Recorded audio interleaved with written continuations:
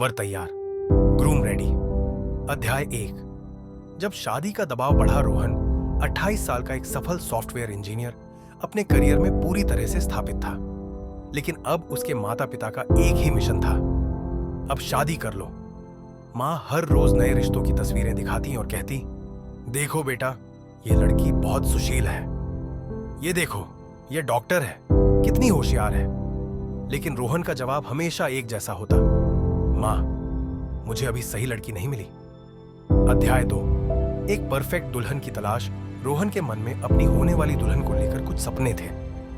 वह चाहता था कि लड़की समझदार हो, अपने पैरों पर खड़ी हो, परिवार को सम्मान दे और सबसे जरूरी, उसे सच्चा जुड़ाव महसूस हो। पहली लड़की स्नेहा बहुत सुंदर थी, लेकिन वह पूरी तरह से अपने करियर में व्यस्त थी। उसने साफ कहा, शादी के बाद मैं घर के काम नहीं कर सकती। दूसरी लड़की काव्या बहुत घरेलू थी, लेकिन उसने कहा, मैं कभी नौकरी नहीं करूंगी, मुझे सिर्फ घर संभालना है। रोहन उलझन में था, क्या कोई ऐसा नहीं जो संतुलन बना सके। अध्याय 3। अनन्या से मुलाकात। एक दिन एक दोस्त ने उसे अनन्या से मिलवाया। न कोई औपचारिक रिश्ता, न कोई जबरदस्ती, बस एक कैजुअल मुलाकात। अनन्या एक शिक्षिका थी, उसे बच्चों को पढ़ाने में आनंद आता था।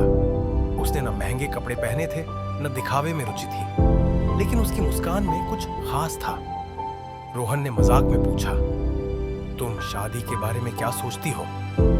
अनन्या ने हंसकर कहा, शादी दोस्ती जैसी होनी चाहिए, जिसमें प्यार, सम्मान और समझदारी हो। यह सुनकर रोहन पहली बार महसूस कर रहा था कि शायद वह सही लड़की से मिला है। अध्याय 4।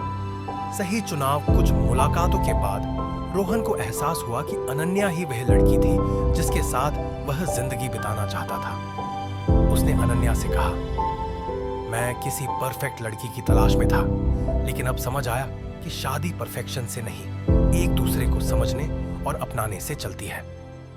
अनन्या मुस्कुराई और बोली, और मैंने भी जाना कि असली रिश्ता वही होता है जिसमें हम एक दूसरे को वैसे ही स्वीकार करें जैसे हम हैं। अध्याय 5। वर तैयार। आखिरकार रोहन ने अपने परिवार को अनन्या के बारे में बताया और सब खुश हो गए। शादी की तैयारियां शुरू हो गईं और एक सुंदर स्नेहपूर्ण रिश्ते की शुरुआत हुई।